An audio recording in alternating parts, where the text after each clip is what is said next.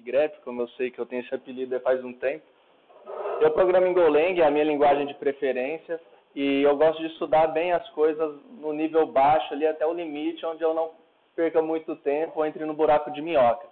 E o Go, como muitas outras linguagens, ele fornece o Escape Analysis, que eu vou explicar o que é aí nos slides, que é uma coisa muito importante de se entender, porque você tendo conhecimento de como a sua linguagem trabalha com memória, como ela aloca memória, aonde, se é em stack, se é em heap, você pode ter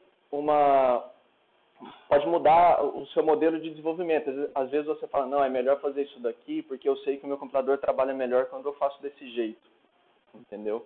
Então, só antes de chegar no Escape Analysis, eu acho que é importante especificar o que é a memória stack e memória heap. Se alguém aqui já sabe, desculpa qualquer gafe aí.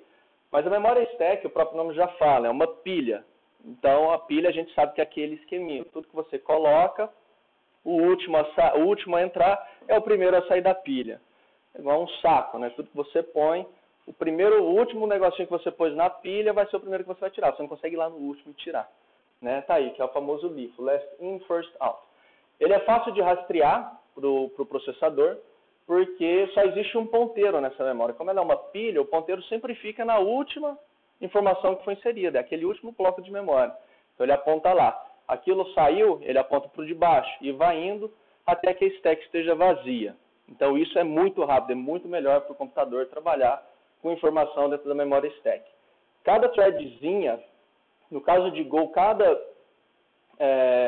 você trabalha muito com threads, por exemplo, você executa um programa Go, aquela função main, ela já abre uma threadzinha. Você executa a famosa Go rotina, ela abre uma outra threadzinha. E assim vai. Para cada threadzinha que o CPU tem que chamar, né, executar, ele vai criar um bloco de memória stack e cada linguagem define qual que é o tamanho. Se não me engano, o Go trabalha com 2K de memória stack. Então, no momento que executa uma rotina, ele abre uma stackzinha e começa a alocar a memória ali dentro de acordo com a necessidade e a remover de acordo com a necessidade.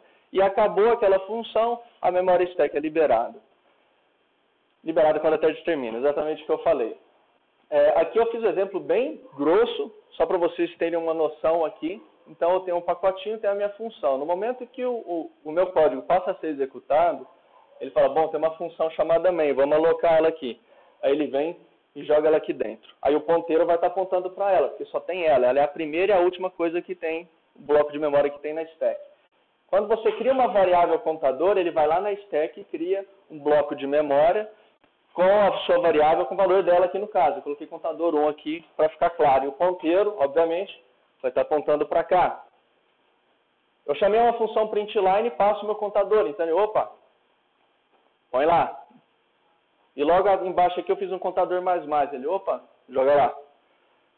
Quando acabou minha função, o que vai acontecer? O compilador vai falar, pode liberar todo esse espaço, porque nenhuma desses blocos de memória precisa ser utilizado por mais ninguém. Pode limpar isso daí e liberar a memória. Beleza. Então ele vai lá e faz isso. Memória heap.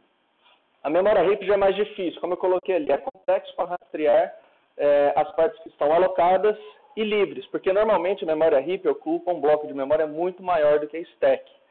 Para vocês terem ideia, na versão, acho que 1.8 do Go, ele podia alocar até 512 GB de memória para a memória heap. Passando disso, ele estourava a memória, dava aquele erro lá do sistema operacional, ele matava com OOM, né, que é o Out of Memory. Falava, você está exagerando, mata o processo. Isso acontecia muito, a gente pensa, nossa, 512 GB é muita coisa para alguém explodir. Dependendo do caso. Se você trabalha com inteligência artificial ou com BI, por exemplo, você vai ter que consumir muita memória. Às vezes você tem que alocar muita memória.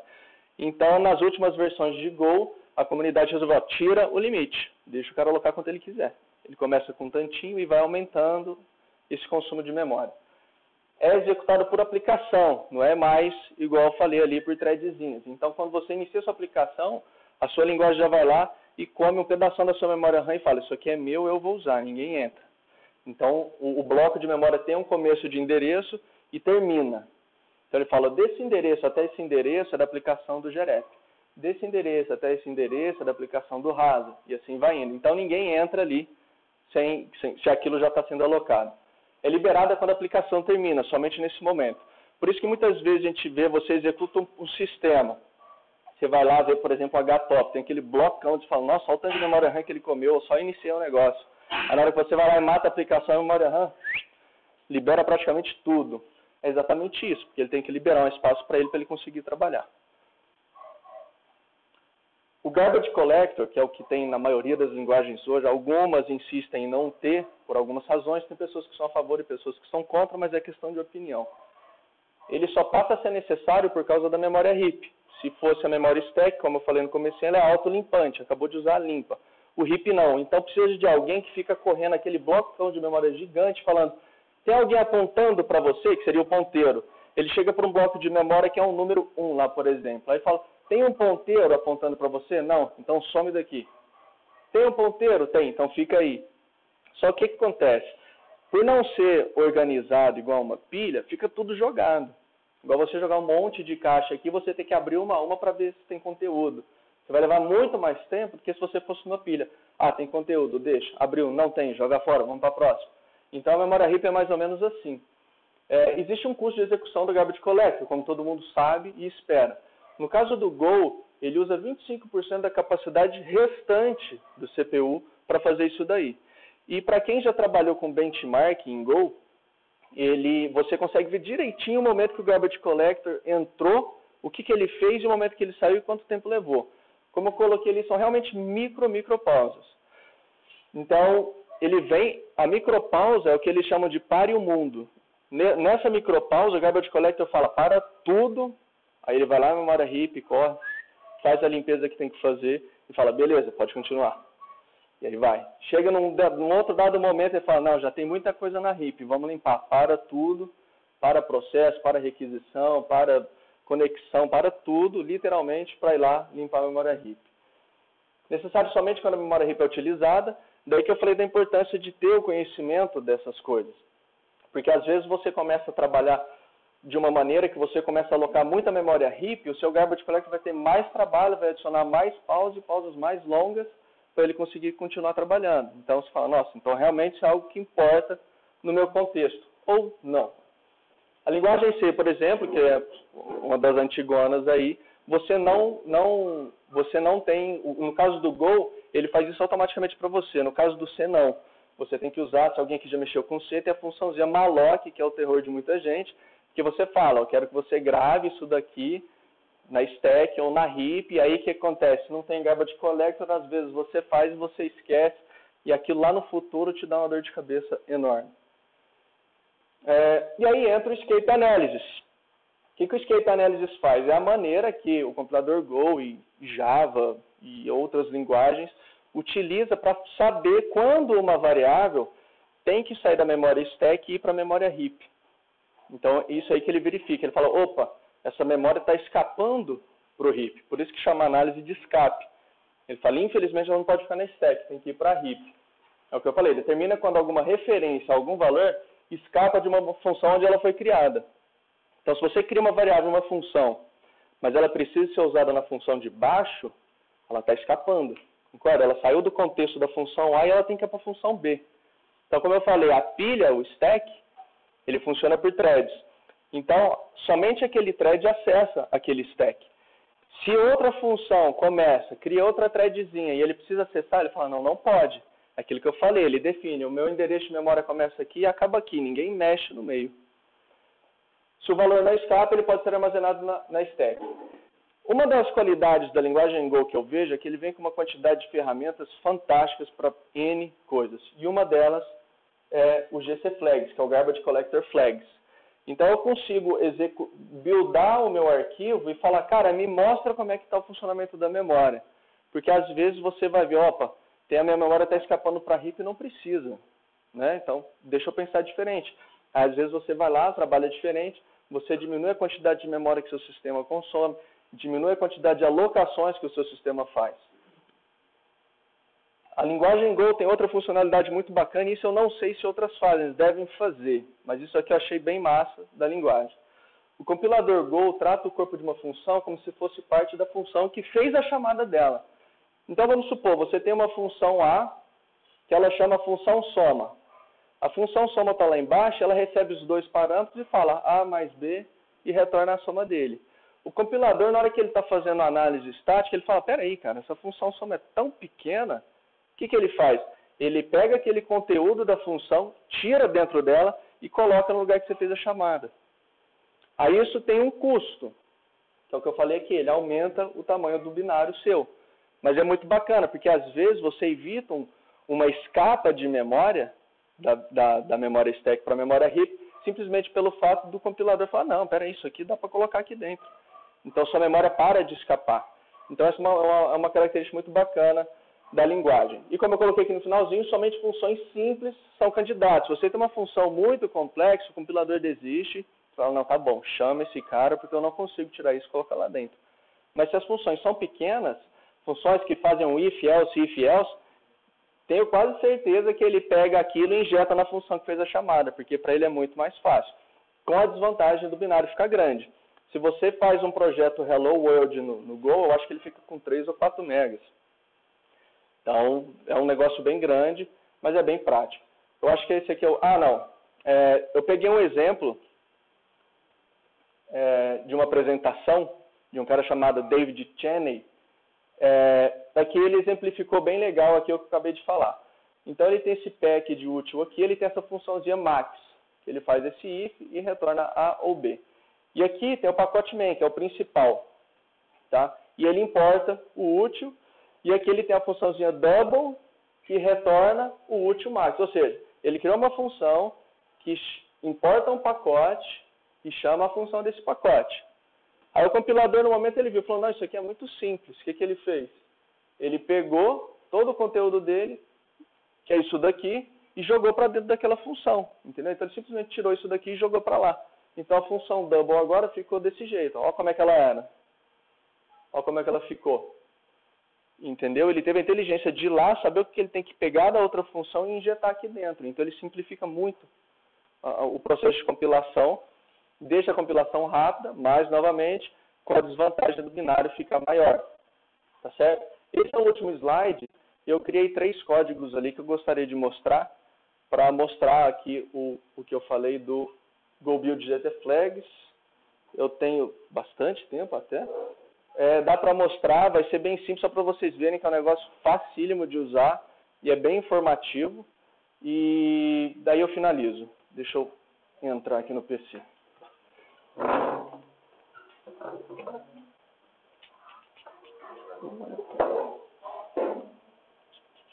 Foi mal. Deixa eu fechar. Não atrapalha, não. Deixa eu achar. Eu fiz o Studio Code que não está aqui. Deixa eu abrir meu terminal.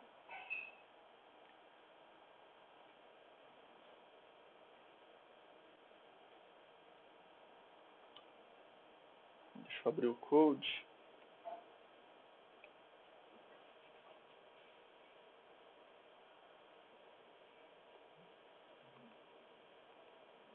Vai ficar meio pequeno, mas acho que vai dar para exemplificar. Eu criei esse arquivinho aqui, bev.go, ele é bem bobão, é bem parecido com aquele que eu fiz no comecinho, ele é um trecho dele. Então ele faz um contador, eu printo aqui o valor dele, printo o endereço de memória, chama a função incrementa passando o contador e printo ele de novo. Tá? Isso daqui eu vou mostrar uma característica da linguagem Go, executando o código aqui.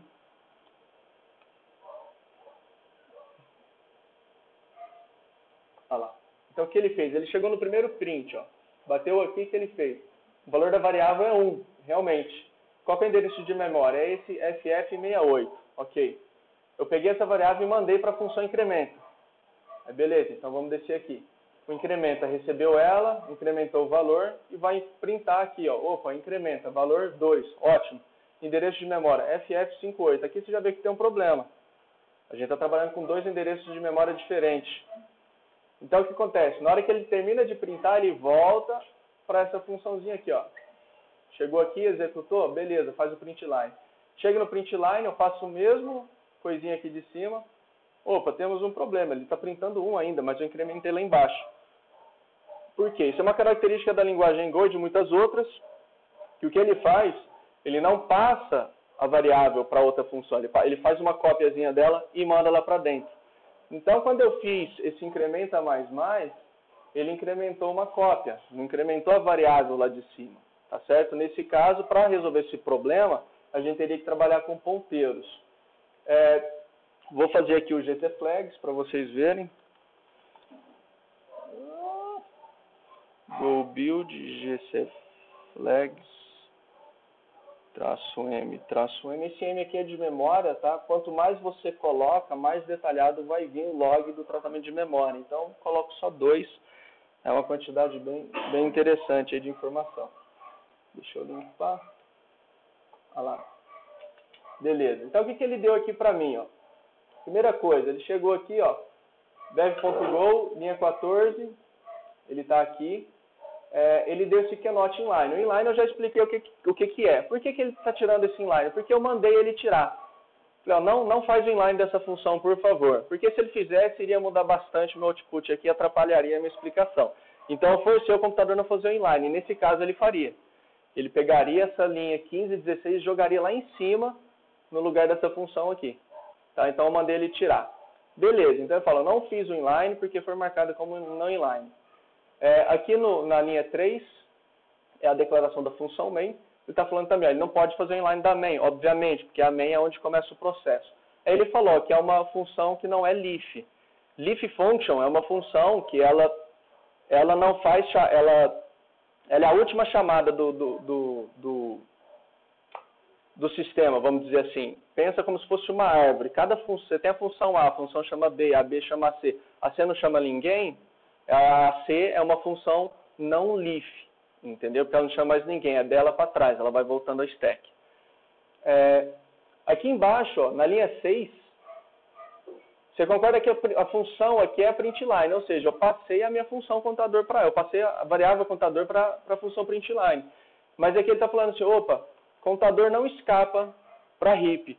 Então eu sei aqui também, ó, na linha 10, que é o outro momento que eu faço a chamada, ele também falou, ó, a sua variável contador não escapou, ou seja, ela ainda está na memória stack.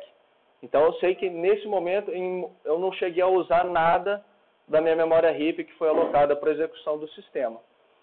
Um outro código que eu tenho aqui, ele resolve em partes, chama bev pointers.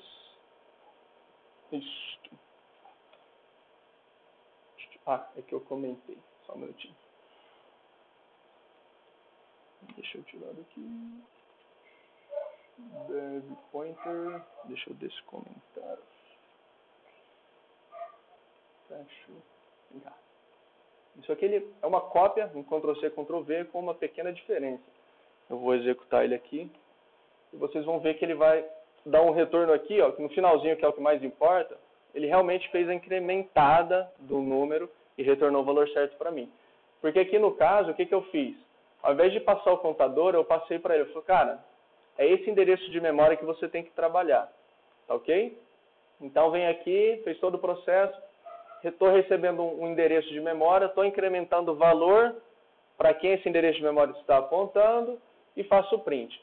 O que vale notar aqui? Ó, contador 1, primeiro print lá de cima. Ele vem, valor 1, endereço de memória FF68. Veio aqui, incrementa. Qual que é o valor? Opa, é o valor que está dentro do endereço FF68. Mas qual que é o valor da variável incrementa? Que foi aqui. Ele falou, opa, é FF58. E qual que é o valor que essa variável está apontando? É o 2. Ok? Até aqui não teve muita diferença em relação ao outro código. Mas no finalzinho a gente vê a diferença. Na hora que ele vai printar o contador, ele volta para o FF68 e printa o valor 2. O que acontece aqui? Quando se trabalha com ponteiros em Go, ele não muda muito em relação a se trabalhar com uma variável normal. Porque muitas pessoas, quando começam a trabalhar com Go, pensam, se eu trabalho com ponteiro, ele é global. Não, ponteiro não é global. Quando você passa, igual eu passei aqui para a função incrementa, o endereço da variável contador, eu estou passando uma cópia do endereço. Então, ele pegou aquele endereço, jogou em outro lugar da memória, daí que a gente vê, ó, originalmente estava alocado na FF68. Na hora que eu mandei, ele mandou uma cópia e caiu dentro do endereço FF58. Só que na hora que ele vai alterar o valor, ele altera onde está apontando, que no caso é o FF68. Por isso que a gente consegue ver o 2 aqui como resultado. A mesma coisa aqui, ó, não vai mudar muito. A gente vai ver um comportamento bem parecido também. Só que aqui você está vendo que ele faz a chamada do incrementa, ó, incrementa, não escapa. Em nenhum momento minhas variáveis escaparam. Em nenhum momento ela saiu da memória stack. Isso é bom. Evitou usar a memória heap. Show de bola. Tem outro exemplo meu. Deixa eu fazer o processinho aqui de comenta e descomenta. Que aqui nesse caso ele vai escapar. Eu fiz de uma maneira aqui que ele vai vazar.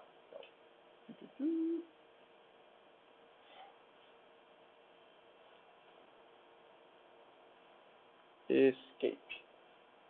O que eu estou fazendo aqui? Eu tenho a minha funçãozinha, tenho a variável Jasper e a variável Jiraiya. Elas estão chamando, cada um chama uma função. E cada uma trabalha de um jeito diferente. Tá? Aqui embaixo eu estou printando, ok? A variável novo usuário, ela retorna um usuário. Então eu vim aqui, crio o meu usuáriozinho, faço o print e retorno ele. Ok? Então está aqui. E aqui a gente está vendo que estou printando o endereço da variável. Aí a minha outra variável, a Jiraiya, ela chamou o novo usuário 2, que agora retorna um ponteiro para o usuário. E aqui eu venho aqui, printo também o endereço, a gente vê que está em outro endereço de memória, completamente diferente. Inclusive é outra stack, como a gente sabe disso, porque o endereço variou aqui, ó. E retorno o endereço dela. Aí acaba o código. E aqui no finalzinho eu mostro, ó. Mostra para mim o endereço e mostra para mim o endereço. Neste caso, o comportamento vai ser diferente.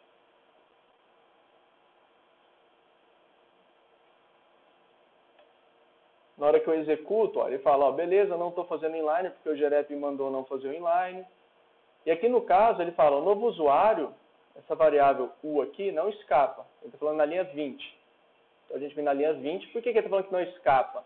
Porque eu estou mandando para print line, ou seja, deveria escapar, né? Mas não escapou porque está dentro do mesmo contexto.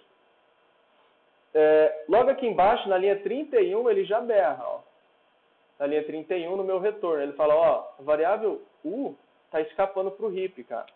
Então, você fez alguma coisa que necessitou ela vazar da stack e ir para a heap.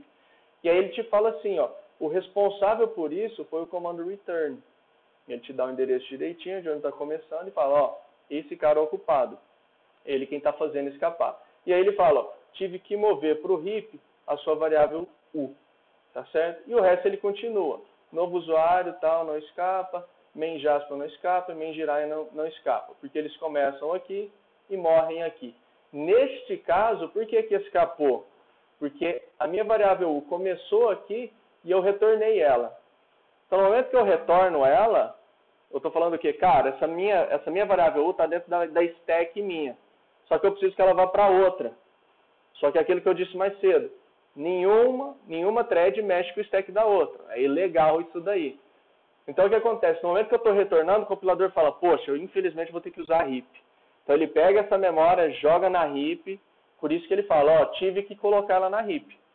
Porque alguém que não é quem criou, que aqui no caso, a variável U teria, na linha 26, o contexto dela é dentro dessa função, mas ela vai ter que escapar. E a única maneira de uma outra thread acessar uma variável de outra é através da heap.